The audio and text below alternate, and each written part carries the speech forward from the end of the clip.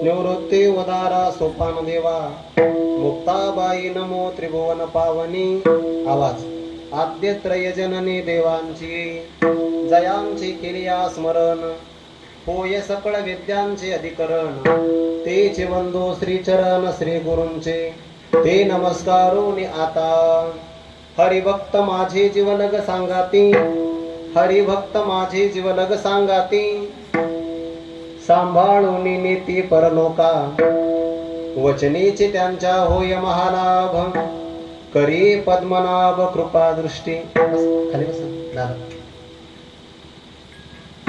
करी पद्मनाभ कृपा दृष्टी. प्रस्तुत प्राप्त प्रसंगी वारकरी संप्रदायाचं सद्गुरु स्थान सद्गुरु श्री निवृत्तीनाथ महाराज, कैवल्य साम्राज्य चक्रवर्ती विश्वमाऊली ज्ञानोबाराय, शांतीब्रह्म संत श्री एकनाथ महाराज, वैराग्य रागरसिक जगदवंदे जगद्गुरु श्री संत तुकोबाराय आदी करून या विश्वातील ज्ञात अज्ञात दृश्य अदृश्य कोटीतील सकल संत महापुरुषांच्या परमकृपाशीर्वादाने संपन्न होत असलेला हा नैमित्तिक स्वरूपाचा भव्य दिव्य स्वरूपाचा उत्सव, या हरिनाम उत्सवातील आज कार्यक्रमाच्या पत्रिकेनुसार वेळेनुसार बदल करण्यात येईल. या नियमाचा फायदा घेऊन चतुर्थ दिवसाची कीर्तन सेवा महद्भाग्याने मला प्राप्त झाली. उपस्थित आपणा सर्वांच्या अंतःकरणामध्ये विराजमान सर्व व्यापक परमात्म्याच्या सेवेकरिता म्हणून घेतलेला अभंग, वारकरी संप्रदायामध्ये ज्यांचं प्रमाण अंतिम प्रामाण्य रूपाने ग्रहण केलं जातं, ज्यांच्या करता वैकुंठ गमन करणारे जगद्गुरु तुकोबाराय पुन्हा अवनी तलावर माघारी येतात, असे श्रीमंत संत श्री निळोबाराय महाराज यांच्या गाथीतील संतांचं वर्णन करणारा पारमार्थिक स्वरूपाचे आपले सांगाती कोण आहेत, जीवलग कोण आहे, आणि त्यांच्या संगतीचा आपल्याला काय लाभ प्राप्त होतो, अशा 2-3 महत्वाच्या मुद्द्याचा विचार करणारा हा 4 चरणाचा अभंग आपल्या सेवेसाठी घेतलेला आहे. विठ्ठल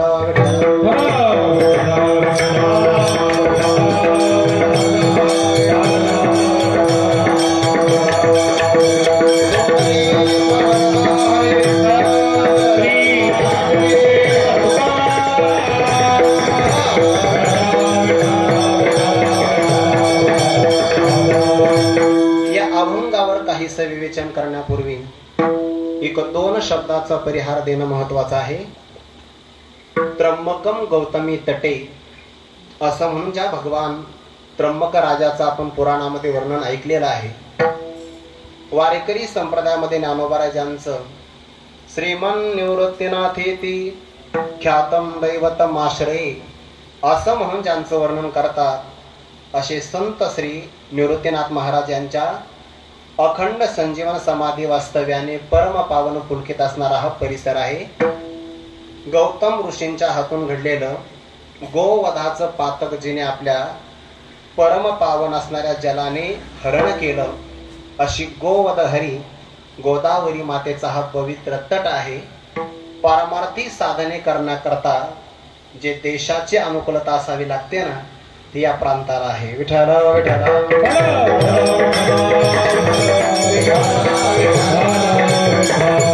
ज्ञानोबा ज्ञानेश्वरीच्या 6व्या अध्यायामध्ये हा भाग प्रकट करतात. शुचो देशे प्रतिष्ठाप्य स्थिरमासन आत्मनः, पवित्र देशामध्ये जाऊन साधना करावी. ज्या देशात गेल्यानंतर अभ्यास करावा लागत नाही, अभ्यास साधकाला स्वतःकडून करून घेतो.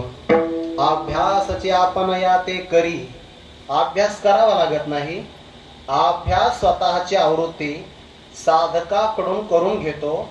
त्या देशाला पवित्र देश असं म्हणतात. ज्या देशामध्ये संत राहतात, जो संती वसविला ठावो, तो देश पवित्र आहे.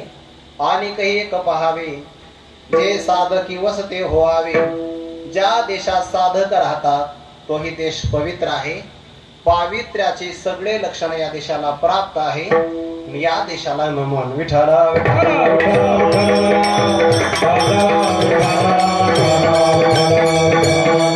हा कार्यक्रम प्रथम पुण्यस्मरणाच्या निमित्ताने संपन्न होतो आहे. पारमार्थिक व्यक्तीच्या दृष्टिकोनातून श्रीमंती कोणती असेल? सामान्य माणसं आपली श्रीमंती पैशात मोजतात, पारमार्थिक माणसं आपली संपत्ती श्रीमंती भगवंताच्या नामस्मरणाच्या धनातून कमवतात. तुका म्हणे धन ज्यांचे निज नारायण. पारमार्थिक वारसा सगळ्यांनाच प्राप्त होत असं नाही. प्राप्त होणं हा योग आहे आणि त्याचं रक्षण करणं हे क्षेम आहे. बरीच माणसं फक्त श्वास घेतात म्हणून जिवंत आहे असं म्हणावं लागतं. काही माणसं जिवंत असूनही मरतात आणि काही माणसं देह सोडून स्वतः जगतात.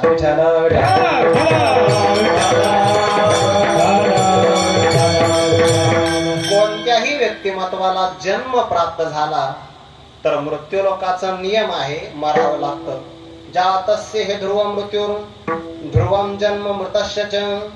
जो जो जन्माला आला त्याला मरण अवश्यम भावी आहे आणि मरणाला गेला की त्याला जन्म सुद्धा सामान्य रूपाने अवश्यम भावी आहे. बरं, फक्त दुसरा नियम महात्म्याला नाही.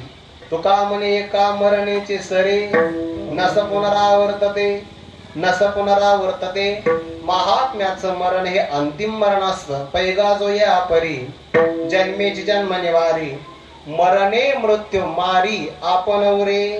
नियम मृत्यू लोकातला असा आहे, जन्माला आलं की मरावं लागतं. सामान्य रूपाने मनुष्य देहातून बाजूला जातो.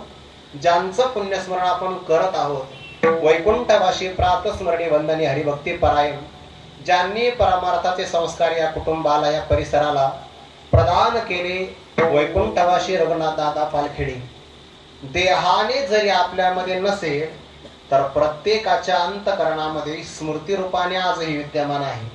पण पारमार्थिक व्यक्ती एका देहाने अदृश्य होतो आणि अनेक देहाने प्रगट होत असतो.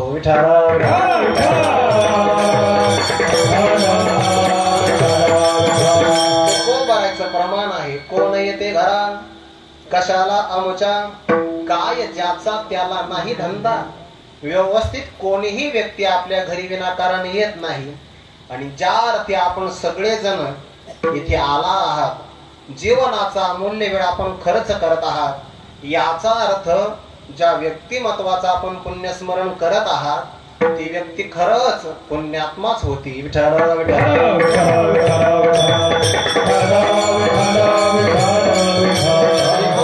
निवृत्तीनाथ महाराजांची वेदवाणी अभंग गाथेचा आपण या ठिकाणी पारायण करत आहात. गाथा भजन हे आपण करत आहात. जगद्गुरु तुकोबारायांचं गोड अशा प्रकारचं पारमार्थिक साधकाला व्यवहार आणि परमार्थाचा सुमधुर समन्वय प्रदान करणारं चरित्र आपण आदरणीय गुरुवर्य श्री केशवजी महाराजांच्या मुखारविंदातून श्रवण करत आहात. एवढ्या सगळ्या पारमार्थिक असणाऱ्या साधनांचा ज्या अर्थी आपल्यावर वर्षाव होतो आहे, याचा अर्थ आपण सगळे भाग्यवान आहात. बरं, सगळे भाग्यवान. सर्वांच्या चरणारविंदी अभिवादन करून मी अभंगाचा भाव आपल्या समोर ठेवण्याचा प्रयत्न करतो. मस्तक माझा पायावरी, मस्तक माझा पायावरी,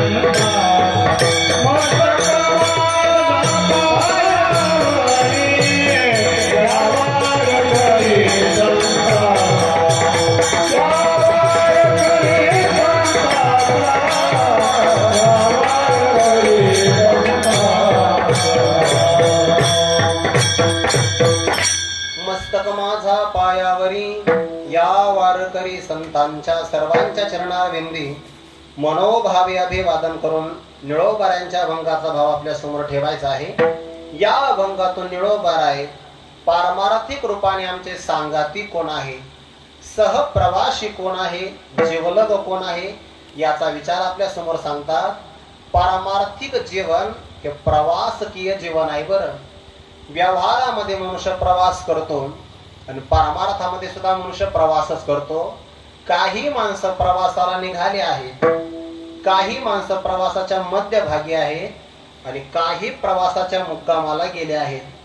जे मुक्कामाला गेले आहेत ते संत आहेत, देवराया पाववी ते गेलेले आहेत.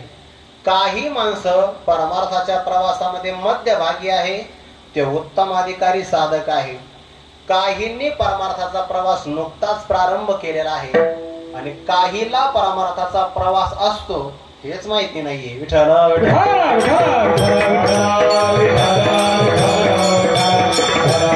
ज्यांना परमार्थाचा प्रवास माहितीच नाही त्यांच्या गावात परमार्थाचं निरूपण चालत नाही. बरं, मी सांगत नाही, ज्ञानोबाऱ्या सांगतात, ज्या गावात सगळे माणसं कपडेच घालत नाही, ओवी सांगतो मग हा भाव बर का प्रकाश महाराज, विनाकारण नाही बोलणार. ज्या गावात कोणी कपडेच परिधान करत नाही त्या गावामध्ये महाग वस्त्र विक्रीचं दुकान चालत नाही. बघा, खवणीयाच्या गावी पाटावे काय करावे, आंधळ्याच्या गावामध्ये सूर्याचा उपयोग होत नाही. जात्यंदार विकाय आती, त्याप्रमाणे ज्यांना विवेक कळत नाही, वैराग्य समजत नाही, ते परमार्थाच्या प्रवासात पायच टाकत नाही.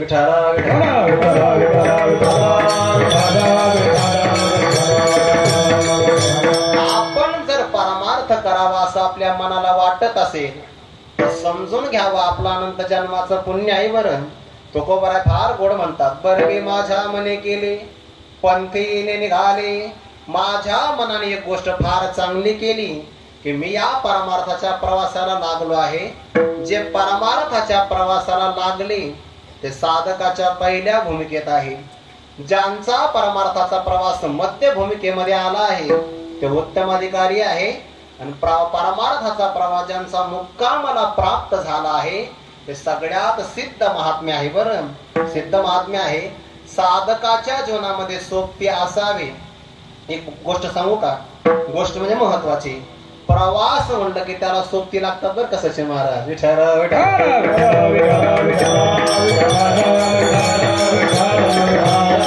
प्रवासाला सोबतीच लागतात.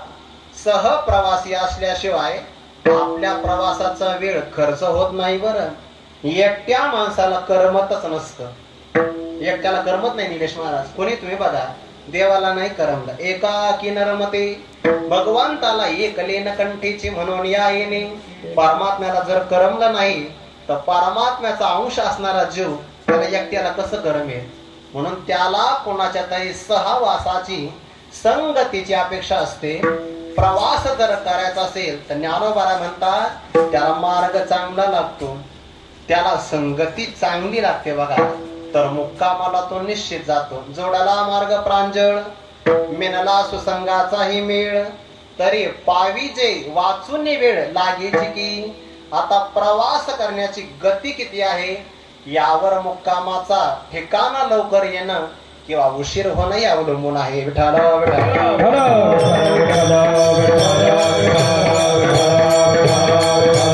कोणताही प्रवास कठीण कशावरून होतो? त्यात विघ्न आले की तो कठीण होतो, आणि जर विघ्न आले नाही तर तो सोपा होतो. बरं, स्वामी विवेकानंद त्यांच्या पुस्तकामध्ये असं म्हणतात, जर तुम्ही योग्य मार्गावर निघाले असाल तर त्याचं पहिलं लक्षण आहे त्यात अडथळे येतात.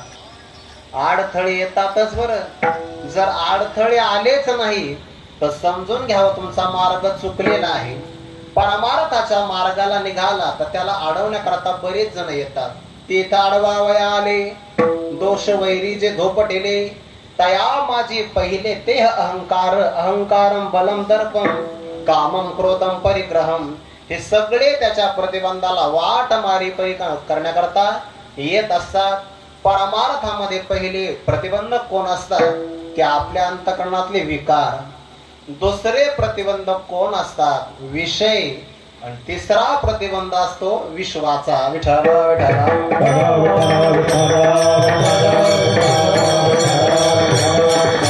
परमार्थाचा जर प्रवास मुक्कामापर्यंत जायचा असेल तर त्याला सोबती असावे लागतात, मार्ग असावा लागतो आणि साधनही आपल्या जवळ असावं लागतं. उदाहरण दे म्हणजे लक्षात येईल. जर पंढरपूरला आपल्याला जायचं असेल तर पंढरपूर हे आपलं मुक्काम आहे. त्या मुक्कामाला जायचं आपल्याला माहिती पाहिजे. ज्या गावाला जायचं त्या गावाचा मार्ग माहिती पाहिजे. मार्ग माहिती असल्यानंतर आपल्याकडे वाहन पाहिजे आणि त्याच बरोबर काही सोबती आपल्या जवळ पाहिजे. बरं, जर आपण या 4 मुद्द्याचा अभंगानुसार विचार केला तर श्रीमद भागवतामध्ये स्पष्ट सांगितलं आहे की जीवाला प्राप्त झालेला मनुष्य देह एक प्रकारचं वाहन आहे. बघा, नृदेह माध्यम सुलभम सुदुर्लभम प्लवम सुकल्पम गुरुकर्णधारम. भगवान असं म्हणतात, मयानुकुलेन नभस्ति तेरितम पुमान भवाब्दी नतरेच आत्महा. विठ्ठल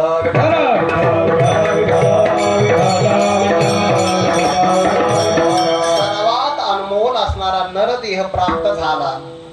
वास्तविक ईश्वराच्या कृपेने मिळतो म्हणून सुलभ आहे आणि पुण्य कर्माशिवाय मिळत नाही म्हणून दुर्लभ आहे. या परमार्थाच्या प्रवासामध्ये गुरु आपले कर्णधार आहे. बघा, आणि भगवान म्हणतात माझी कृपा हा अनुकूल वारा जर वाहू लागला तर या नौकेतून जो या समुद्र सागरातून तरुण जात नाही तो आत्महा आत्मघात करणारा आहे. जगात सगळ्या पापाला प्रायश्चित्त आहे, आत्महत्येला प्रायश्चित्त नाही. बरं, शहाण्या माणसाने आत्महत्या करूच नाही.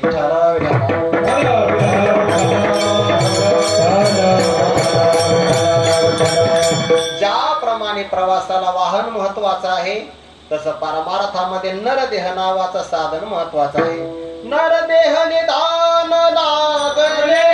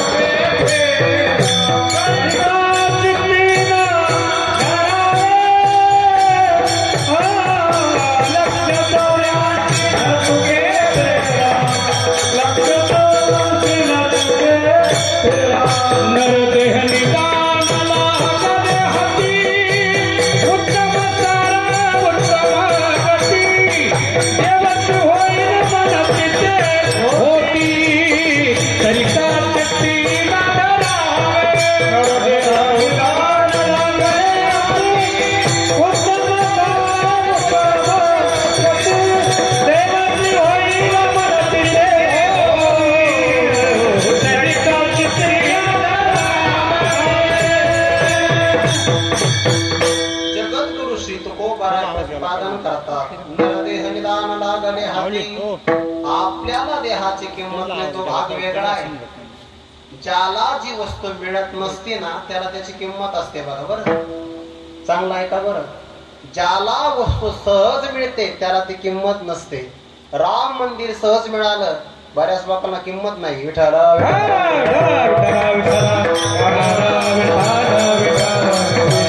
सहज मिळालं की किंमत नसते. त्याकरता जेव्हा बलिदान द्यावं लागतं त्या लोकांना ती किंमत आहे. बऱ्याच लोकांना किंमत नाही. ज्यांना रामाची किंमत नाही त्यांचं जगात काहीच काम नाही. विठ्ठल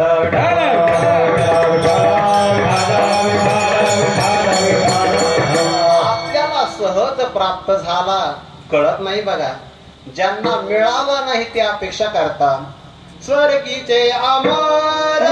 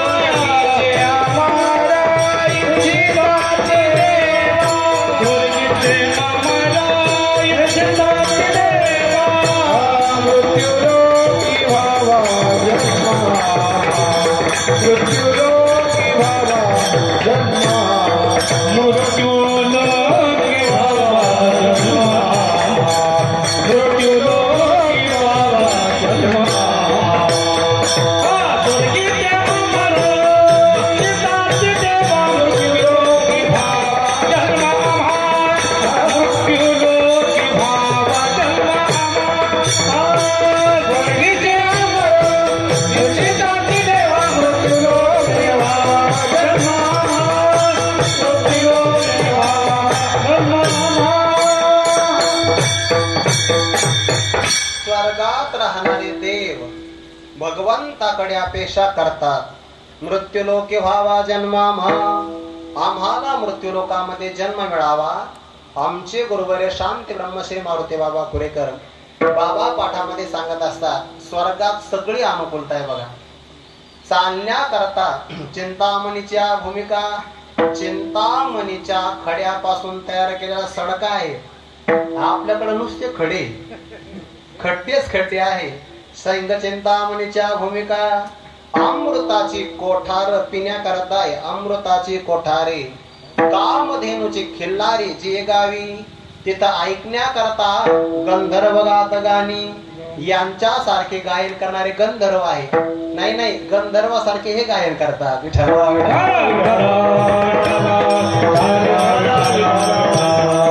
आपल्या संप्रदायातले गंधर्वच आहे की नाही. गंधर्व गात गाणी, तिथं सगळ्यात पुढची ओवी नाही घेत मी आता. गंधर्व गात गाणी एवढंच फक्त सांगतो. एवढी सगळे ते का पुढचं का सांगत नाही. बरेच लोक स्वर्गाला जाण्याचा मला मार्ग विचारते म्हणून सांगत नाही.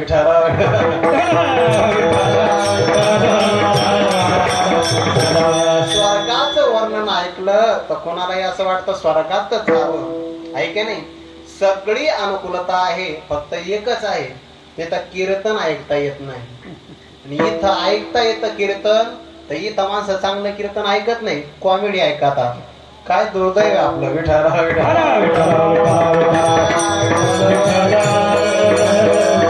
त्यांना मिळालं नाही म्हणून ते अपेक्षा करतात. नरदेह निदान लागले हाती, फार मौल्यवान आहे बघा. ज्याला मिळालं नाही त्याला त्याची किंमत असते. आपल्याला भारत देशात जन्म मिळाला, आपल्याला त्याची किंमत नाही. मागे आपल्या कुंभमेळ्यामध्ये एक व्यक्ती कितीतरी देशाचा प्रवास करून भारतात आला होता. का? कुंभमेळ्याचा आपल्याला स्नान घडावं याकरता. त्याला भारत देशात जन्म नाही मिळाला, पण भारत देशाची किंमत नक्की कळाली. आपण हिंदुस्थानात राहतो पण आपल्याला हिंदूही म्हणता येत नाही.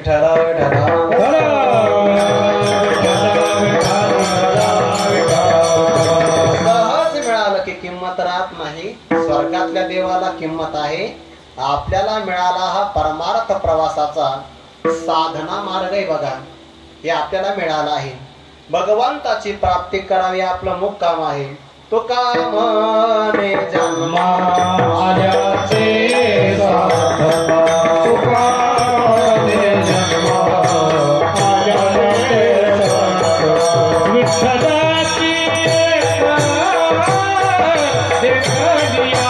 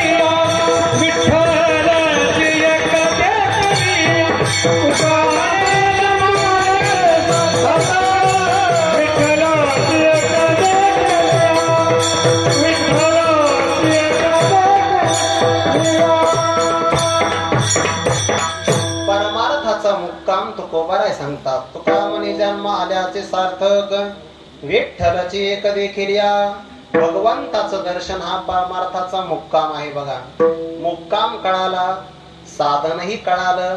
आता दोन गोष्टी कळाव्या, एक मार्ग कळावा आणि परमार्थाचे आपल्याला सहप्रवासी कळावे. बरं, थोडं बारकाई नाही का? परमार्थातले प्रवासी सहप्रवासी असावे, समचोर नसावे.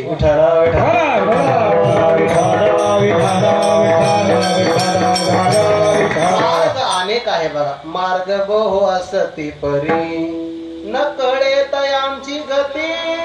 त्यांची गती आपल्याला कळणार नाही. मार्ग अनेक आहे. सगळ्यात उत्तम मार्ग ज्ञान मार्ग, कालानुसार कठीण आहे. योग मार्ग, योग मार्गाकरता काही योग यावे लागतात जीवनात. ज्याचा आहार चांगला आहे, विहार चांगला आहे, जागणं योग्य आहे, विश्रांती योग्य आहे आणि बोलणं योग्य आहे, अशा 5-6 गोष्टीचा योग आला तर अष्टांग योग होतो. नाहीतर आपल्याला योगाचा कधी योग येत नाही. आलाच योगायोगाने तर प्राणायाम, दुसरं काही नाही. योग मार्ग कठीण आहे, ज्ञान मार्ग सूक्ष्म आहे. बघा, त्यानंतर असणारा कर्म मार्ग तोही अधिकारानुसारच आहे. आणि सगळ्यात सोपा मार्ग कोणता आहे? भक्ती पंथ बहु सोपा, भक्ती पंथ बहु सोपा, भक्ती पंथ बहु सोपा, भक्ती पंथ बहु सोपा.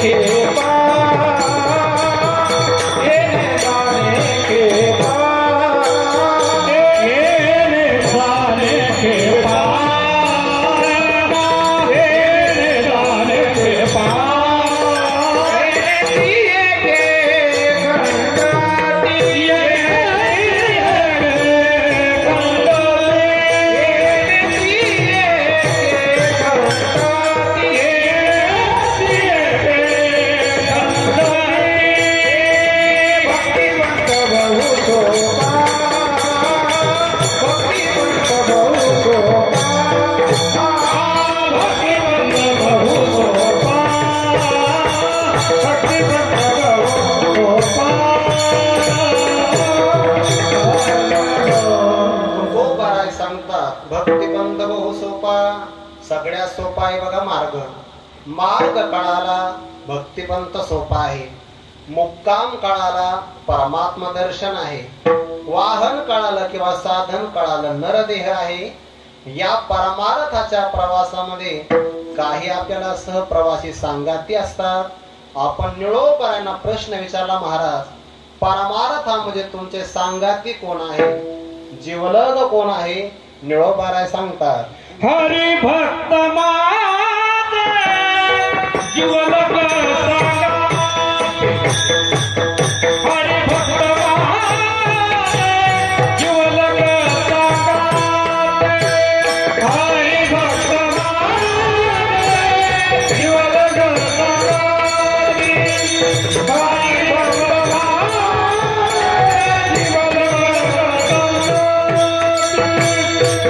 हरि भक्त माझे जीवलग सांगाते, हरि भक्त माझे जीवलग सांगाते, हरि भक्त माझे जीवलग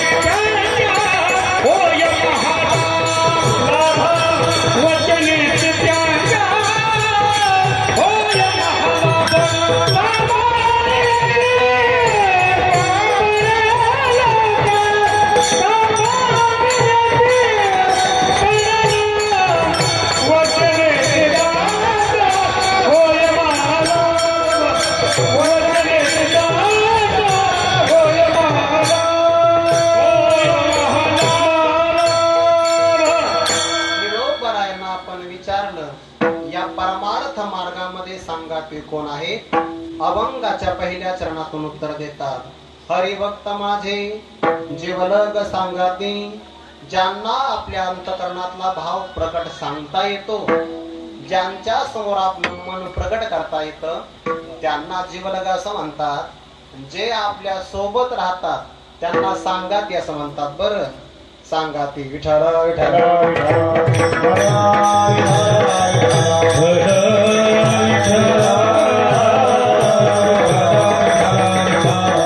सांगाती हे परमार्थातले असावे. व्यवहारातले लोक आपले काही उपयोगाचे नाही. लोक माझे सांगाती उपयोगाचे नाही. विठ्ठल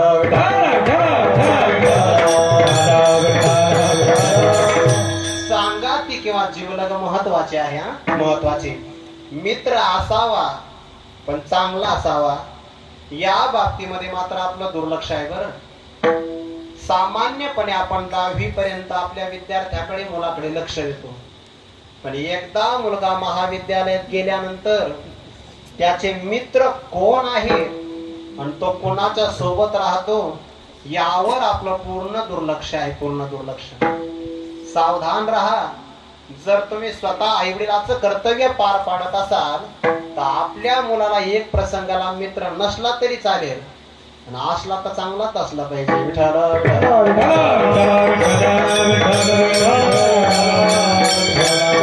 मित्राची निवड करावी? मिळवणारे सांगतात हरिभक्त असावे.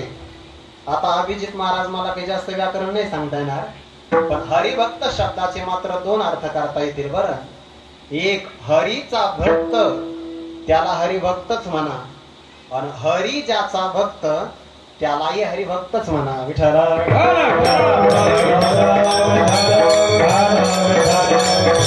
पहिल्या व्याख्यामध्ये आर्त जिज्ञासू अर्थार्थी हे तिघ हरीचे भक्त आहेत, आणि अंतिम दुसऱ्या व्याख्यामध्ये ज्ञानी भक्ताचा समावेश होतो. तो देवाचा भक्त नाही, देव त्याचा भक्त आहे. हरिभक्त. हरी ज्याचा भक्त तोही हरिभक्त, आणि हरीचा भक्त तोही हरिभक्त.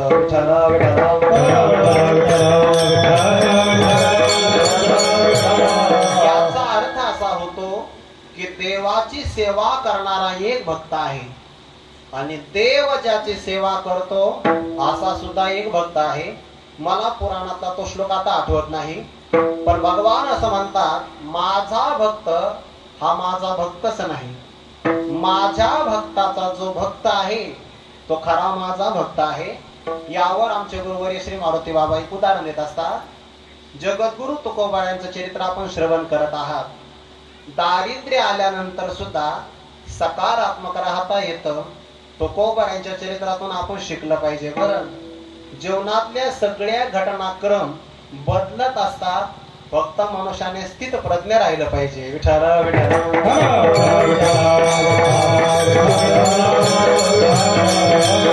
कोणतीही परिस्थिती कायम सारखी राहत नसते. अगोदर तुकोबरांच्या जीवनामध्ये चांगला प्रपंच झालेला आहे, चांगल्या प्रकारची श्रीमंती समृद्धी जीवनामध्ये आली.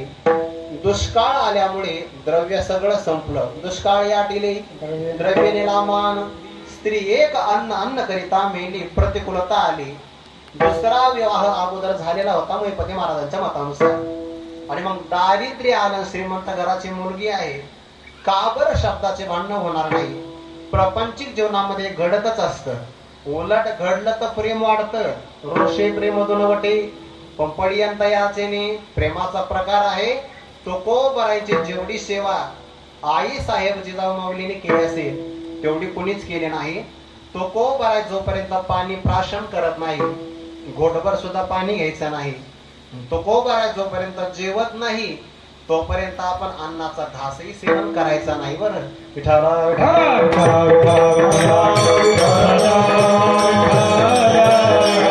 तुकोबराने एकांतवासामध्ये निघून जावं आणि सगळ्या प्रपंचाची जबाबदारी आपल्या खांद्यावर जिजाबाईंनी उचलावी. काहीतरी काम कष्ट करावे, सगळा स्वयंपाक करावा, मुला लेकरांना जेव घालावं, आणि तुकोबरायांची शिदुरी घेऊन तुकोबराचा शोध घेत घेत निघावं. बरं, तुकोबराय पत्ताही सांगत नव्हते. हल्लीच्या काळात व्यवस्था आहे, लाईव्ह लोकेशन. जुन्या काळात तशी काही व्यवस्था नव्हती, पत्ताही सांगत नाही, पण शोध घेत जायचा. तुम्ही असं म्हणाल हे जिजाबाईंना कसं काय कळणार? पतिव्रता माऊलीला कळत असतं, बाकीच्याला नाही कळणार. विठ्ठल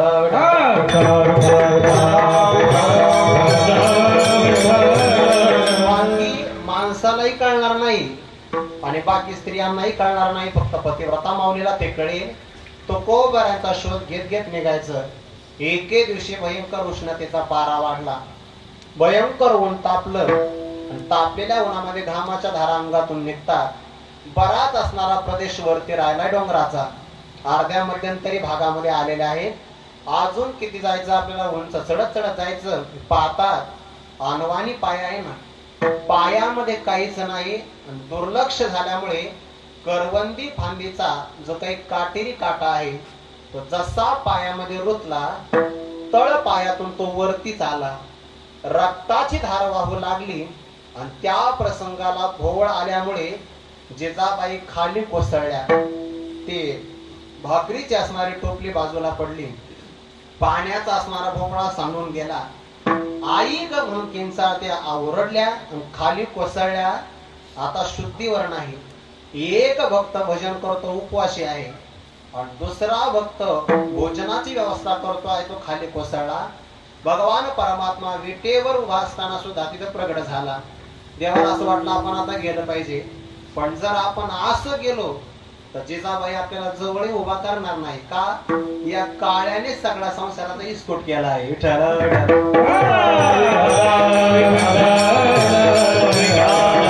भगवान 8 वर्षाच्या बालकाच्या वेशात प्रगट झाले आणि जिजाबाईंच्या पायाला स्पर्श केला. तो अमृताचा दिव्य स्पर्श आहे. स्पर्श झाल्याबरोबर शुद्ध आली आणि आई साहेबांना विचारलं, आई साहेब पायामध्ये काटा रुतला? म्हणे काटा रुतला ना, पायामध्ये काटा रुतला. म्हणजे काढू का? तुला काढता येतो? हो. म्हणे कोणाचाही काटा सांगा, मीच काढतो.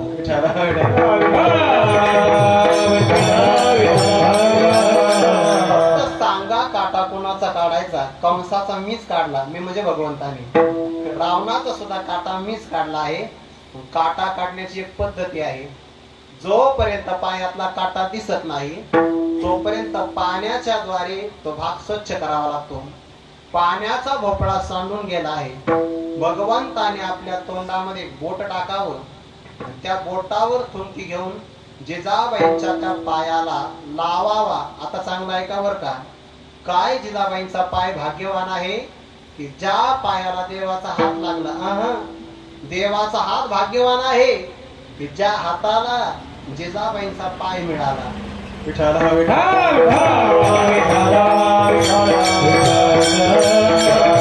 भगवंताने ते ठुणकी घेऊन पायाचे असणारे रजकण दूर करावे आणि पुन्हा ते बोट आपल्या तोंडात टाकावं. का? अशा भक्ताचे पायाचे रजकण आज ताग्यात आपल्याला खायलाच मिळाले नाही. जिजाबाईने विचारला, दिसला का रे काटा? म्हणे नाही. अजून एकदा शोधावा लागेल. पुन्हा दुसऱ्यांदा भगवंताने बोट तोंडात टाकावं आणि थुंकी ते रजकण आपल्या तोंडामध्ये टाकून खाऊन घ्यावे. गुरुवारी मारुती बाबा सांगत असतात, भगवंताने जिजाबाईंना सांगितलं, आई साहेब काळजी करू नका, माती खाण्याचं ट्रेनिंग आपण गोकुळात घेतलं आहे.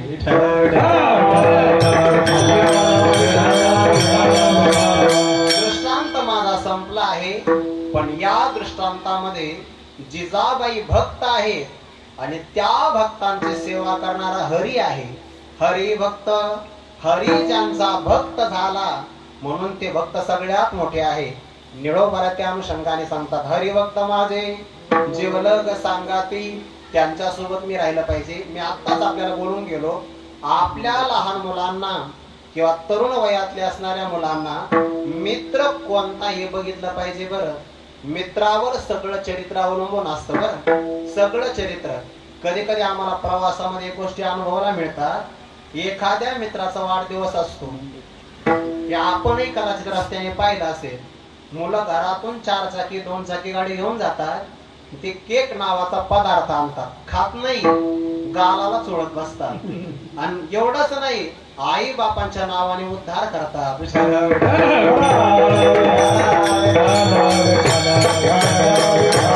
असे मित्र नसल्याने फार चांगले आहेत, नसावे. मित्र असावा भक्त प्रल्हादासारखा. आसुर कुळामध्ये जन्माला आले. दैत्याची आकुळी प्रल्हाद तोमी न्याहाळी. दैत्य कुळातलं गुरुकुळातलं शिक्षण संपल्यानंतर मधल्या सुट्टीमध्ये सगळ्या असणाऱ्या बाल गोपाळांना एकत्र करावं आणि भक्त प्रल्हादांनी त्यांना उपदेश करावा. कौमाराचरे प्राज्ञो धर्मान भागवतानी. अरे कुमार अवस्थेमध्ये या भागवत धर्माचं पालन करावं, कारण आयुष्य परत परत मिळत नाही. भक्त प्रल्हाद दैत्य कुळात जन्माला आले आणि म्हणून बाकीचे सौंगडी म्हणू शकतात, हरिभक्त माझे जीवलग सांगाती. काय कार्य करतात? कार्य करतात सांभाळून नेती परलोका. या परलोकाचे दोन अर्थ होतील. इथल्या लोकातून दुसऱ्या लोकात घेऊन जातात, हाही परलोक या शब्दाचा अर्थ आहे. आणि दुसरा पर म्हणजे श्रेष्ठ, जे आपल्याला श्रेष्ठ लोकांमध्ये घेऊन जातात. विठ्ठल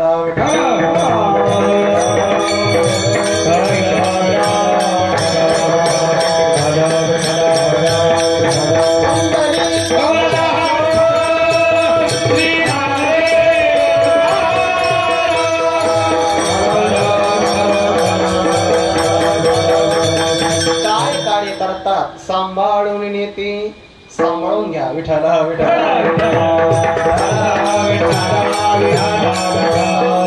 शब्दाचा अर्थ रक्षण करणं. रक्षण करण्याचे कष्ट काय होतात हे तुम्हाला मी सांगण्याची गरज नाही. शेतकऱ्यासारखे रक्षणाचे कष्ट कोणालाच होत नाही. आता तो हंगाम आता जवळच येतो आहे. पाऊस पडला की आपण जमीन व्यवस्थित करतो बघा. त्यानंतर आपण लावणी करतो, पेरणी करतो. पीक आलं की त्याचं रक्षण करावं लागतं. पहिल्यांदा जास्त पाण्यापासून रक्षण करा, त्यानंतर वातावरणापासून रक्षण करा, किड्यांपासून रक्षण करा, आळ्यापासून रक्षण करा. पीक जोमात आलं तर गारपिटीपासून रक्षण करा. पीक सोंगणी करून काढलं तरी सुद्धा चांगलं झाकून ठेवा. याला सगळं रक्षण असं म्हणतात. संरक्षणाचे कष्ट फार असतात.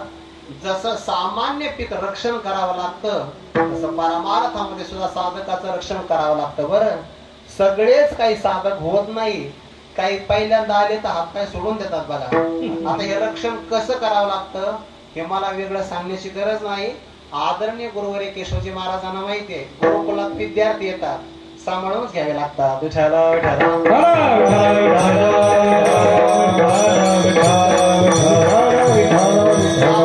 येतात म्हणजे काय करतात? शुभेच्छा, सुविचारणा, तनुमानसा, सत्वापत्ती, असंशक्ती, पदार्था भावी आणि तुर्यता या सगळ्या भूमिकेमध्ये टप्प्या टप्प्याने ते साधकाचं रक्षण करतात. बरं, हा झाला एक अर्थ. दुसरा अर्थ श्रवण करवितात, मनन करवितात, निधिध्यासन करवितात, तत्वम पदार्थ शोधन करतात, असंही सांभाळून नेतात. आणखी एक भाग सांगू का? जर तो ज्ञानाचा अधिकारी असेल तर ज्ञान सांगतात, भक्तीचा अधिकारी असेल तर उपासना सांगतात, कर्माचा अधिकारी असेल तर कर्म सांगतात. या तिघात बसला नाही तर तीर्थयात्रा सांगतात. विठ्ठल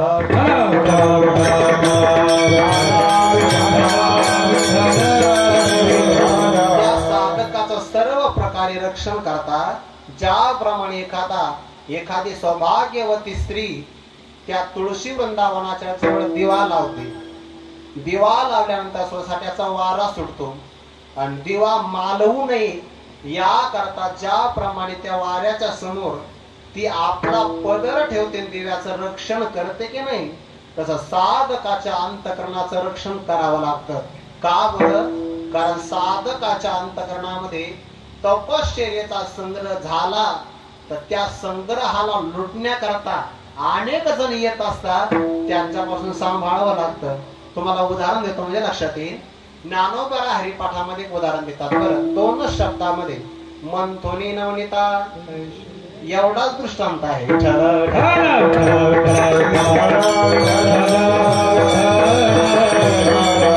ज्याप्रमाणे एखादी गृहस्थ धर्मामध्ये कौशल्य संपन्न असणारी स्त्री त्या दुधाला तापविते. तापल्यानंतर गरम दुधाला विरजण नाही लागतं, कोमट दूध असावं लागतं. त्यात विरजण लावलं, दही चांगलं तयार झालं की दह्याचं मंथन करावं लागतं. मंथोनी नवनीता, मंथन केलं की नवनीत मिळतं, लोणी मिळतं. पण त्या लोण्याचं रक्षण करावं लागतं. बरं, का बरं? घरात बोके बरेच असतात. जसं घरामध्ये बोके अनेक असतात, लोण्याचं रक्षण करावं लागतं, तसं साधकाच्या जीवनामध्ये नामस्मरणाचं धन तयार होतं. साधकाच्या वाणीमध्ये वाचिक तप तयार होतं. साधकाच्या बुद्धीमध्ये ज्ञानाचंही तप तयार होतं. ज्ञानाचं तप बुद्धीमध्ये आहे, वाचिक तप वाणीत आहे, आणि मनामध्ये नामस्मरणाचे साधन आहे. हे सगळे सांभाळावे लागतात. आणि जरी सांभाळले नाही तर बरेच जण याला लुटूनच नेतात. शेतकरी पेरणी जेवढी दक्षतेनं करतो तेवढीच रासणी पण करत असतो. का? झाकलं तरच पीक येतं, प्रगट केलं तर कावळे खातात.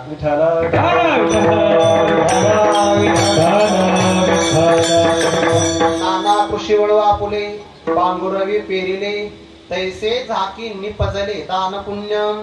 ते झाकावं लागतं, आणि झाकलं तर जास्त प्रमाणामध्ये पीक येतं. तशी आपली साधना लोकांसमोर प्रगटच करू नये. हल्लीच्या काळात खूप अवघड आहे बरं, खूप अवघड आहे प्रकाश महाराज. हल्लीच्या काळात सगळ्याला प्रसिद्धीला येण्याची घाई आहे, आणि प्रसिद्धीला आला की साधना प्रगट होते. प्रगट झालेल्या साधनेतून प्रसिद्धीच मिळते, परमसिद्धी मिळत नाही. त्याला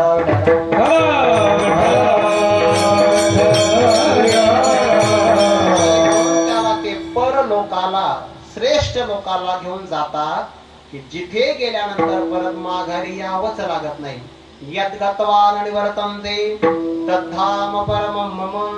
जिथे गेल्यानंतर परत माघारी यावं लागत नाही. ज्ञानोबा उदाहरण देतात, एखाद्या मिठाच्या असणाऱ्या फार मोठ्या राशीपासून आपण एखादी हत्तीनी तयार करावी.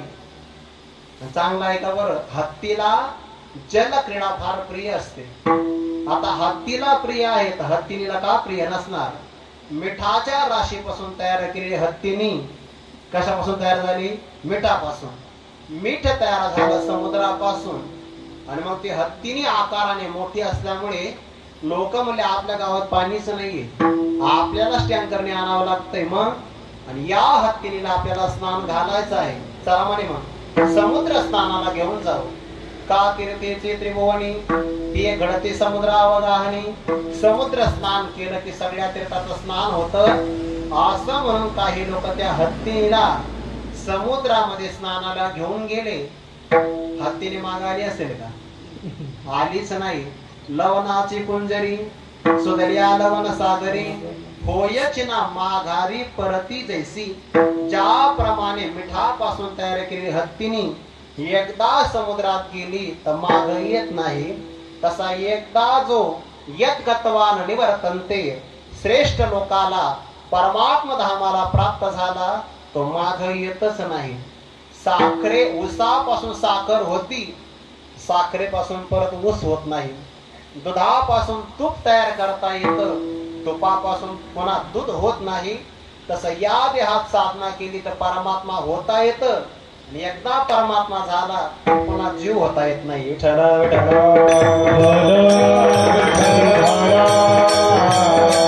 आणि म्हणून त्याचं रक्षण करून सांभाळून नेती परलोका. ते आपल्याला परलोकाला घेऊन जातात. म्हणून अशा हरिभक्तांचा सहवास आपल्याला चांगला मिळावा. सहवासात राहिले, सोबती राहिलो तर परलोकाला घेऊन जातात. हे अंतिम जीवनातलं फळ आहे. पण जिवंत असताना त्यांच्यापासून काही लाभ होतो का? हो म्हणे, महालाभ प्राप्त होतो. कशाने? वचनेचे त्यांच्या, वचनेचे त्यांच्या, होय महाराज, वचनेचे त्यांच्या, वचनेचे त्यांच्या,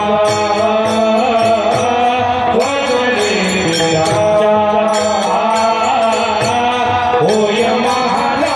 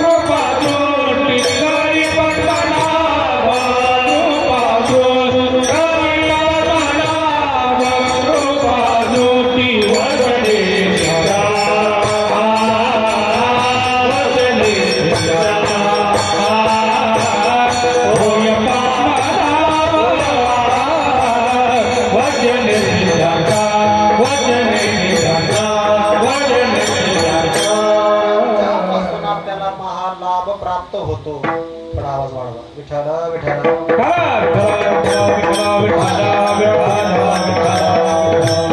कशाने लाभ प्राप्त होतो? वचनेची.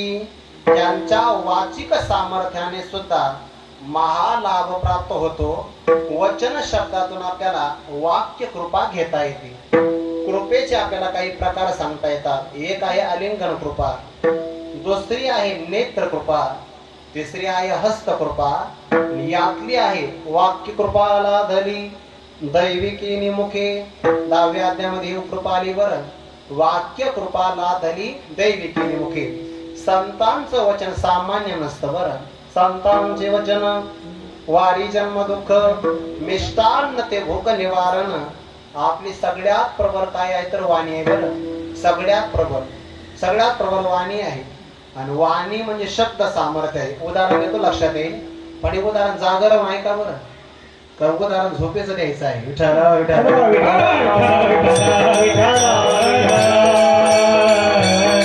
कल्पना करा एका मंडपामध्ये 100 माणसं झोपलेले आहेत. हे जागरण आहे का? 100 माणसं झोपलेले आहेत. आणि 100 माणसापैकी एखाद्या त्रयस्थ व्यक्तीने, बाहेर गावच्या व्यक्तीने ज्ञानेश्वर अशा नावाचा उल्लेख केला तर 99 झोपलेलेच राहतात. ज्याचं नाव ज्ञानेश्वर आहे तो एकटा जागा होतो. का? कारण तो शब्द ज्याचं ज्ञानेश्वर नाव आहे त्याच्या कानात जाऊन झोपलेल्या व्यक्तीला सुद्धा जाग करत. शब्दामध्ये सामर्थ्य बघा. शब्द शक्ती हे अचिंत्यत्वाद. शब्दातली शक्ती अचिंत्य स्वरूपाची आहे. ते जाग करते. विठ्ठल.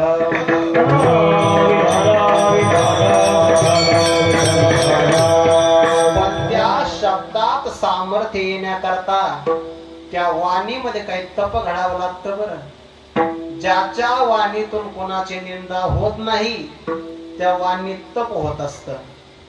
निंदा झाली की तप नाही, ताप होतो.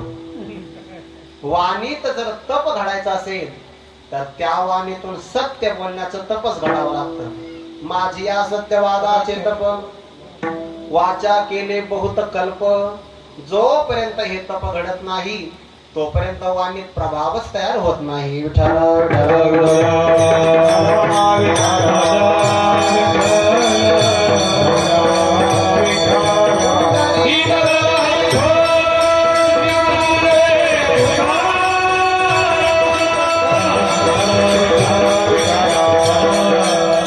लाभाचे 2 प्रकार आहे. एक महालाभ आहे आणि दुसरा अत्यंत लहान लाभ आहे. ज्या लाभाला देशाची कालाची मर्यादा असते तो सामान्य लाभ आहे. आणि जो लाभ मिळाल्यानंतर ज्या समान कोणता लाभ नाही, ज्यापेक्षा मोठा कोणता लाभ नाही त्याला आत्मलाभ असं म्हणतात. आत्मलाभासारिखे गोमटे काही जन देखे. केव्हा ज्ञानोबा आहे भगवान परमात्मा 6व्या अध्यायामध्ये सांगतात ना, यम लब्ध्वा परम लाभम मन्यते नादिकम ततः यस्मिन् स्थितो न दुःखेन गुरुणा विचार्यते.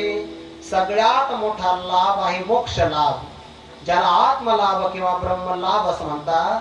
एकदा हा लाभ मिळाला की आपल्या हातातून परत सुटत नाही बरं. एकदाच मिळाला. पैगा आणि कैकयाचे हाता आलिया तरी न बचे. हा लाभ फक्त एकदा मिळाला की परत त्याचा वियोगच होत नाही. त्याला महालाभ असं म्हणतात. आणि तो संतांच्या वचनाने प्राप्त होतो. श्रीमद आद्य जगद्गुरु शंकराचार्य एका गावामध्ये भिक्षा मागण्याकरता गेले. तसं त्यांनी आपल्या घरी भिक्षेला यावं याकरता श्रीमंत माणसं त्यांना आमंत्रण द्यायचे. पण ते आद्य जगद्गुरु शंकराचार्य होते. त्यांनी सांगितलं मी भिक्षा मागण्याकरता येईन, पण त्या घराच्या समोर कमीत कमी तुळशी वृंदावन तरी असावं. फार महत्वाचं आहे बरं. हो, ते असं नाही म्हणले की तुमच्या घरासमोर प्युअर व्हेज असेल तर मी थांबेल. तुळशी वृंदावन असेल तर गाडी उभा. विठ्ठल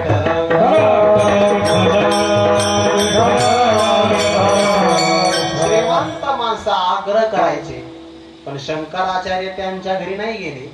ऐसी कर्मे साम्य दशा होयते विरेशा. एका सौभाग्य संपन्न असणाऱ्या दाम्पत्याच्या घरी शंकराचार्य भिक्षा मागण्याकरता गेले. ओम भवती भिक्षाम देही अशी हाक मारली. त्या घरातून सौभाग्यवती असणारी स्त्री भिक्षा देण्याकरता बाहेर आली. आचार्यांच्या झोळीमध्ये भिक्षा घातली आणि त्यांचा चेहरा आचार्यांना असा पडलेला दिसला, उदास दिसला, उदास. आणि शंकराचार्य विचारलं, माई चेहरा तुझा म्लान दिसतो, काय कारण? त्याने सांगितलं, बाबा काय सांगावं, जोपर्यंत या घरात मुलगा नव्हता तोपर्यंत पुत्र प्राप्त व्हावा अशी अपेक्षा होती. आता मुलगा प्राप्त आहे पण 8 वर्षापासून मुलगा बोललाच नाही, त्याचं दुःख आहे. संसारात कधीच पूर्णता नसते बर. संसारातले गणित कायम वजात राहता, वजा. संसारातले सगळे माणसं कसे सुखी माहितीये का? 90 रुपये सगळ्याकडे आहे पण 10 रुपये कोणाकडेच नाही.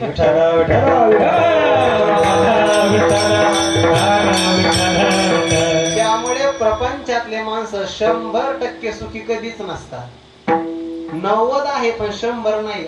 आणि नसलेले ते 10 आहे ना, 10 ते त्यांच्या अंतरासारखं टोचत राहतात. त्याच्यामुळे 90चा आनंद घेता येत नाही. घर चांगलंय, मुलगा प्राप्त आहे पण काय करावं?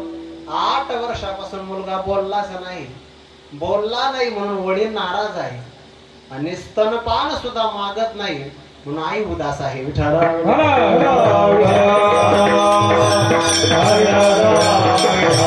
नवसा सायासाने मुलगा प्राप्त झाला पण वात्सल्य सुखाचा आनंद बापालाही मिळाला नाही आणि आईलाही मिळाला नाही.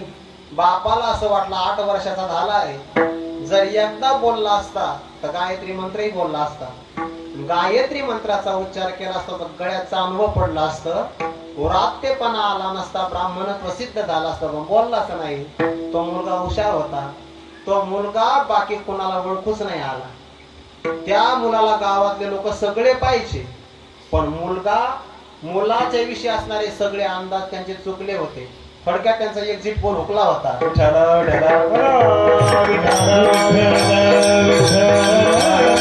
अंदाजच कळाला नाही की हा महात्मा या वेशामध्ये. आणि मग त्याने भिक्षा वाढताना सांगितलं, बाबा हा काहीच कामाचा नाही, तुमच्या सोबत घेऊन जा. असंच आहे प्रकाश महाराज. हुशार मुलगा कोणी संप्रदायाला देत नाही. हुशार मुलगा व्यवहारात हुशार आहे, त्याला चांगलं शिकवतात. आणि जो गाई चारायला गेला की दुसऱ्याच्या शेतामध्ये गाई चरतो, शाळात गेला की त्याच वर्गात राहतो, शिक्षक रिटायर होता, असा मुलगा जर असेल तर मग संप्रदायाला अर्पण. म्हणून जुन्या फाटक्या नोटा कुठे येतात? देणगी दानपेटी.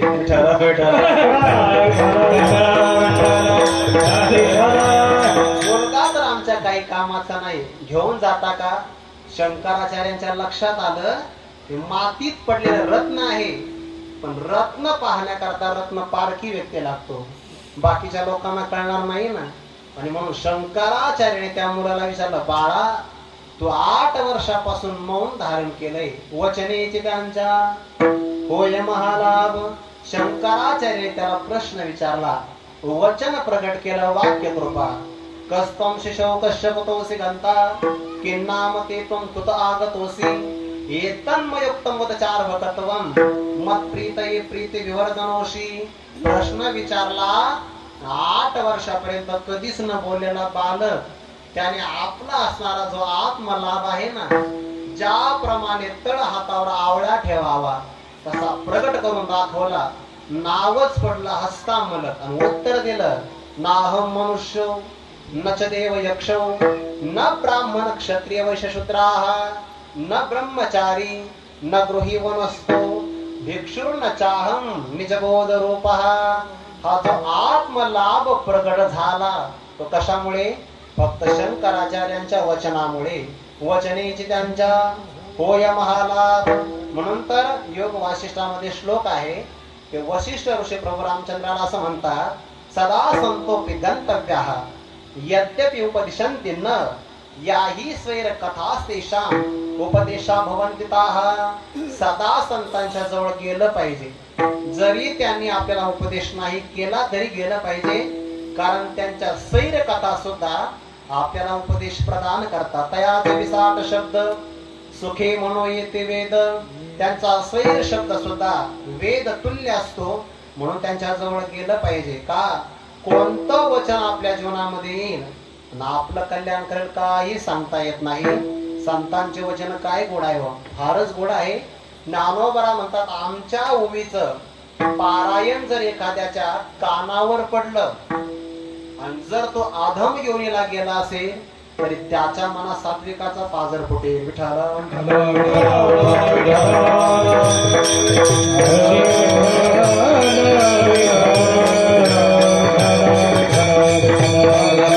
जराची आहे मना आणि सात्विकाचा पाना श्रवणा सवे सुमना समाधी जोडे. सहज आपल्याला समाधी प्राप्त होईल, पण श्रद्धापूर्वक मात्र ते ऐकलं पाहिजे. बरं, श्रद्धापूर्वक ऐकलं पाहिजे. परमार्थामध्ये फळ मिळतं, वरवर परमार्थ करायला फळ नाही मिळत, त्याला श्रद्धा आतून असावी लागते. बरं, पारमार्थिक कार्यक्रमाचं आपण आयोजन करतोय, श्रद्धा असेल तर त्याला फळाचा लाभ होतो. श्रद्धापूर्वक श्रवण आहे, श्रद्धापूर्वक दर्शन आहे, श्रद्धापूर्वक प्रसाद सेवन आहे.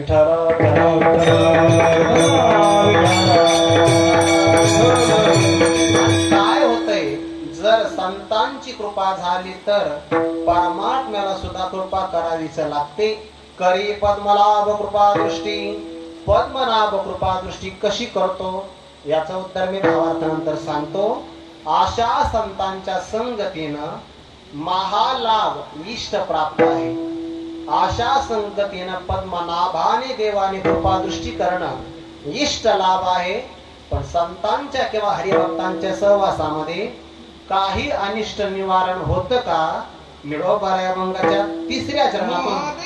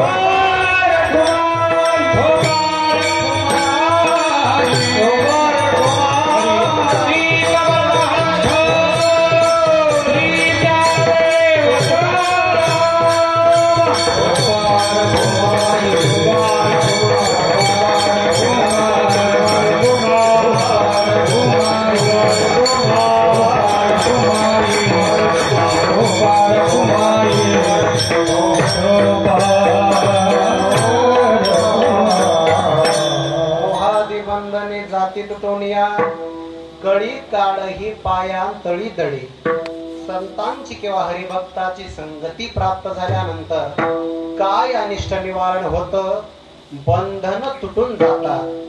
बंधनामध्ये पहिलं बंधन आहे मोहाचं. गीतेमध्ये मोह दोघाला झाला बरं, आणि दोघाचा उद्धार झाला. मोह दोघाला झाला, एक धृतराष्ट्राला, दुसरा मोह निर्माण झाला भक्तराज अर्जुनाला. पण यात थोडासा बारकाव आहे बरं. तिथं आदरणीय केशवजी महाराज आहे, त्यांच्या समोर आपण काय सांगावं. पण धृतराष्ट्राला प्राप्त झालेला मोह स्वाभाविक आहे. भक्तराज अर्जुनाला प्राप्त झालेला मोह देवाने मुद्दाम निर्माण केलेला आहे.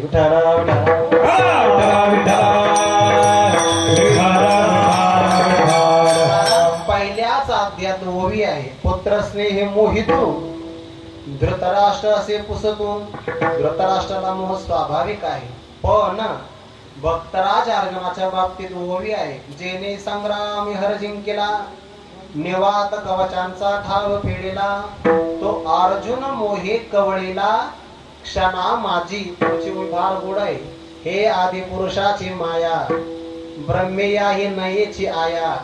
शब्द कसा आहे? मनोनी भुलला नाही भुलविला. शब्द कसा आहे? भुलला नाही भुलविला. जेव्हा भुलविला असतो तेव्हा त्याच्यामध्ये दुसऱ्याचं वजन जास्त असतं.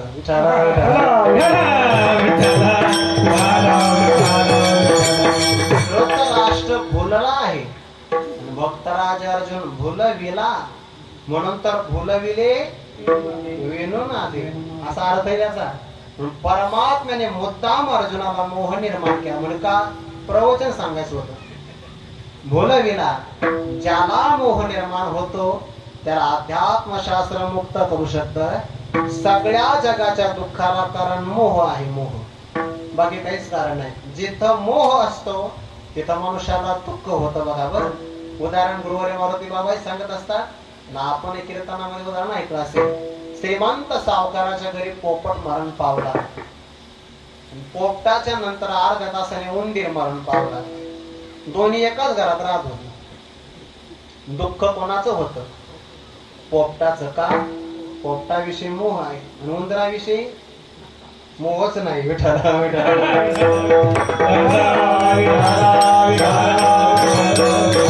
वर्तमानपत्रात बातम्या आपण अनेक वाचतो.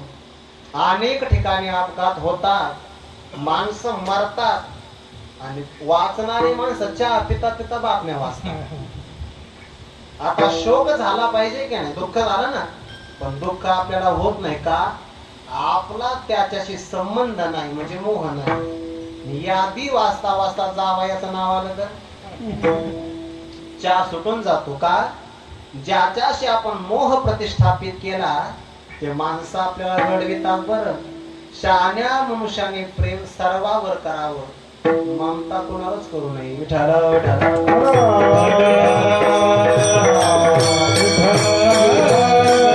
सगळ्यावर प्रेम, सगळ्यावर स्नेह भाव असावा, पण गुंतून कुठं राहू नये. गुंतन त्याला ममता म्हणतात.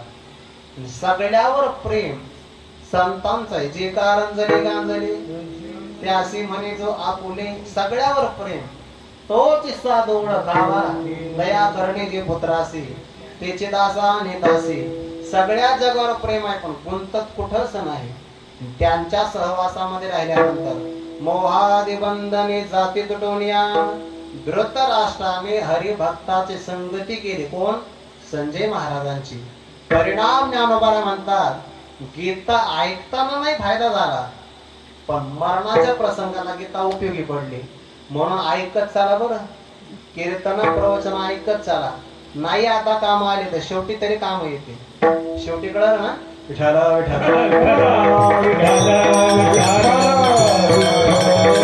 परमार्थाचं वाया जात नाही. 100 पुत्राचा मोह होता, म्हणून प्रत्यक्ष गीता ऐकूनही फायदा झाला नाही. पण जेव्हा 100 कौरव मरून गेले, मोहाचं कारण नष्ट झालं, ऐकल्याचं ज्ञान शेवटच्या अवस्थेमध्ये फलीभूत झालं. तैसे श्री हरिभक्तीची अक्षरे संजये सांगितले आदरे, तीही अंधू तोही आवसरे. सुखिया झाला मोहादी बंधने जाती तुटून या त्यांच्या सहवासामध्ये राहिलं तर काळाची आपल्यावर सत्ता चालत नाही. कळी काळ पाया तळी दळी, कळी काळ आपल्या पायाखाली तडून बसतो. ध्रुव बाळाला आढळ पदार जायचे, विमान आलं. त्या विमानातल्या यमराजाने सांगितलं की तुम्हाला शरीर सोडावं लागेल, मग इथं यावं लागेल, कारण एका पायरीचं अंतर कमी पडलं. ते नाही नाही, या शरीरासहितच मला आढळ पदार यायचंय. त्याने मग एक पायरी विटा वगैरे आणावायच्या, नाही नाही विटा नाही आणायच्या, खाली वाक म्हण. जेव्हा यम खाली वाकला तेव्हा एका पायरीचा अंतर यमाच्या पाया मस्तकावर पाय दिला. कळी काळ हे पाया तळी दळी, मग ते विमानावर आरूढ झाले. असं सामर्थ्य आहे. केव्हा ज्ञानोबाराय संत श्री निवृत्तीनाथ महाराज ही सगळी संत मंडळी तीर्थयात्रा करत होती. तीर्थयात्रा करता करता ओंकारेश्वरच्या जवळ एक कमलाकर भटजी नावाचे महान सत्पुरुष राहत होते. एकुलता एक मुलगा होता गोपाळ. त्यांच्या घरी हे सगळे हरिभक्त जेवायला गेले. खूप आनंद झाला त्यांना. जेवायला बसले, तो लहान मुलगा खेळता खेळता बाहेर आपल्या पुष्पवाटिकेमध्ये गेला. मला इथं थोडासा आनंद वाटतोय चांगला. बरेच लहान मुलं कीर्तनात आले. बरं, खर तर या लहान मुलांचा आदर्श तरुणांनी घेतला पाहिजे.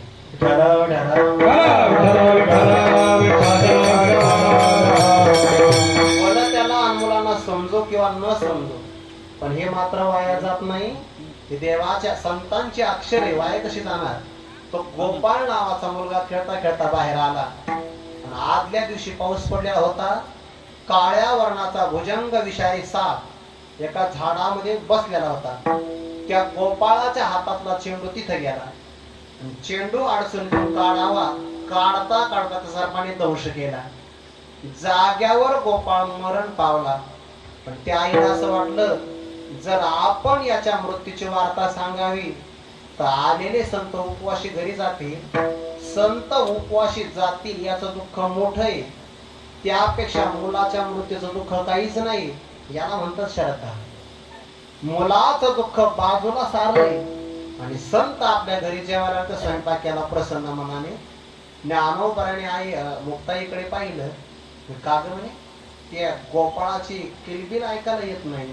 लहान मुलं खेळतात ना मंडपाच्या बाहेर मागं पुढं, ते आवाज कस काय येणार. म्हणून मग विचारला आईला, म्हणून कागद आई गोपाळा कुठं दिसत नाही. म्हणे अहो एकदा खेळात मग्न झाला ना तर अजिबात कोणाचं ऐकत नाही. नाही म्हणे, असं कसं, त्याला जेवायला बोलवा. आता आईच्या असणाऱ्या अंतकरणावर सह्याद्री पर्वतच कोसळला. प्रेमाचा असणारा तो उमाळा आला पण कंठातच दाबला. काय करावं, रडायचं नाही. मग म्हणावं ताई तुम्ही हट्ट करू नका, गोपाळा येणार नाही. खरंच येणार नाही ना. येत गतवा निवर्तनते, परत येणारच नाही. मुक्ताईने सांगितलं त्याला जे सोबत घेतल्याशिवाय आम्ही जेवणार नाही. त्या आईने सांगितलं ताई तुम्ही खूपच हट्टी आहात, तुम्हाला एकदा सांगितलं ना गोपाळा येणार नाही. मुक्ताईने सांगितलं तुमच्यानं नाही येणार, मी आवाज देऊ का. आईने सांगितलं द्या आवाज. आला तर आला, तुमच्यामुळे येईल. मुक्ताई अंगणात आल्या.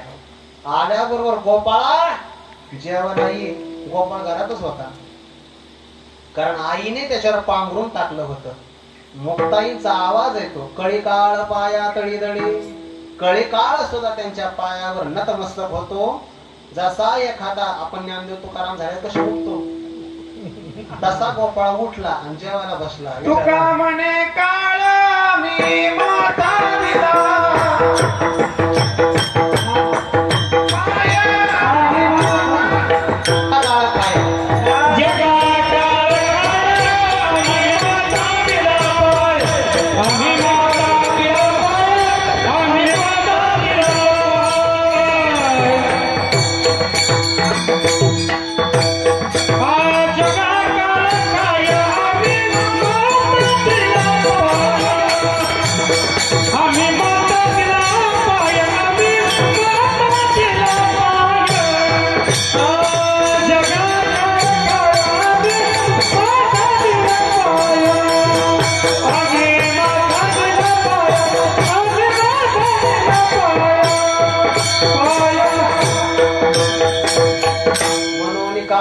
सत्ता, सगळ्या जगावर काळाची सत्ता आहे.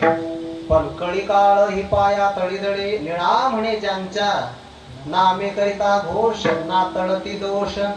कळी काळाचे लागतच नाही, यांच्या सहवासामध्ये निळा म्हणे मुक्त मोकळ्या वाटा. जावया वैकुंठा त्यांच्या संगी, संतांच्या सहवासामध्ये राहिलो तर आपल्याला वैकुंठ गमन करायला, वैकुंठ धामामध्ये जायला सगळ्या वाटा मोकळ्याच आहे.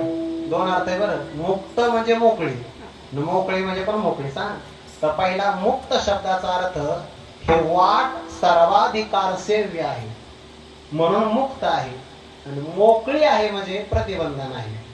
प्रतिबंधन आहे म्हणून वाट मोकळी आहे. यारी यारी लहान थोर सगळे येऊ शकतात, हा मार्ग चांगला आहे. हे वाट गोमटी वैकुंठासे जाता, हे वाट गोमटी आहे बघा वैकुंठाला जाण्याकरता. आता हे जे प्रमाण आहे ना, हे 100 चरणातल्या अभंगातलं आहे, आणि 100 चरणासारखे अनेक अभंग वैकुंठवासी रघुनाथ दादांचे चांगल्या प्रकारे पाठ करून, चांगल्या प्रकारे अगदी कुठेही न थांबता सगळे अभंग म्हणून दाखायचे. तुका निळा म्हणे मुक्त मोकळ्या वाटा, काय जावया वैकुंठा त्यांच्या संगी.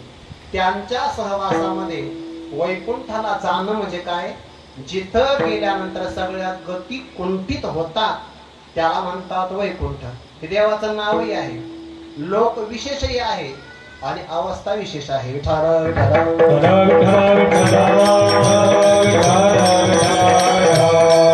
हल्लीच्या काळातला जर आपण आता अर्थ घेतला तर जावया वैकुंठा त्यांच्या संगे, जावया त्यांच्या संगे भो वैकुंठा.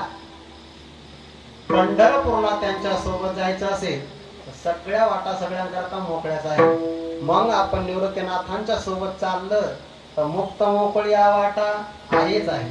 ज्ञानोबराच्या सोबत चाललं मुक्त मोकळ्या वाटा आहेच आहे. किंबहुना निळोबरायापर्यंत किंवा महाराष्ट्रातले सगळे संत घ्या, त्यांच्या सहवासामध्ये जर आपण चाललो तर सगळ्या वाटा आपल्याकरता निष्प्रतिबंधक आहे, कोणती आपल्याला अडचण येणार नाही. असे जर हरिभक्त आपल्या सोबत असेल तर पद्मनाभ सुद्धा आपल्याला कृपा दृष्टी करतो, विस्तार नाही करत, फक्त निर्देश करतो. त्या मधुवनामध्ये ध्रुव बाळ गेले आणि हरिभक्त नारद जे आहे, नारद महर्षींनी वचनेची त्यांच्या होय महालाभ ध्रुव बाळाला आशीर्वाद दिला, आणि परिणाम तपश्चर्या सफळ झाल्यानंतर साक्षात पद्मनाभ कृपा दृष्टी करण्याकरता अंतःकरणातच प्रगट झाला. करी पद्मनाभ पद्मनाभ कृपा दृष्टी. हा हरिभक्तांच्या सहवासाने आपल्याला लाभ प्राप्त होतो. आपण सगळे प्रथम पुण्यस्मरणाचा हा सोहळा करत आहोत. ज्या हरिभक्तांच्या संगतीमुळे आपल्याला एवढा लाभ होतो आहे बरं. हरिभक्त माझे जीवलग सांगाती, स्वतः परलोकाला चांगल्या प्रकारे स्थित झाले आहे, आणि ते ज्या वाटेनं गेले, जो मार्ग त्यांनी आपल्याला दाखवला आहे, मला खूप चांगला आनंद वाटला. म्हणजे सगळ्यांनाच आनंद वाटण्यासारखाच आहे. त्यांनी परमार्थातलं जे बीजारोपण केलंय ना, ते त्यांच्या कुटुंबाने फार चांगलं संरक्षित केलंय बरं.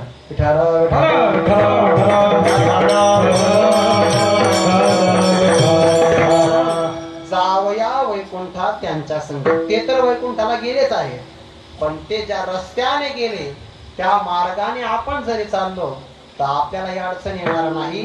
फक्त मार्ग दावणी गेले आधी दयानिधी संत ते नेचे पण ते चालू जाता न पुढे गुंता कोठे काही न भरायचा भंग.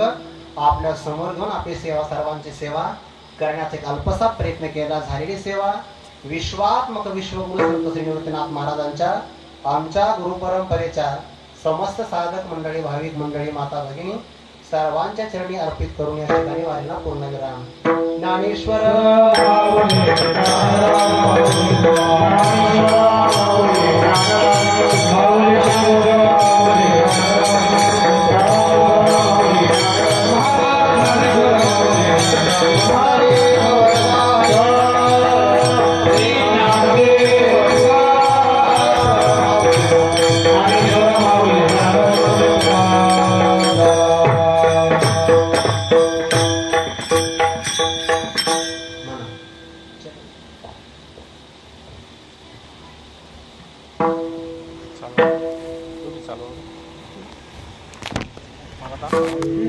निळभानी मुक्त मोकळी आवा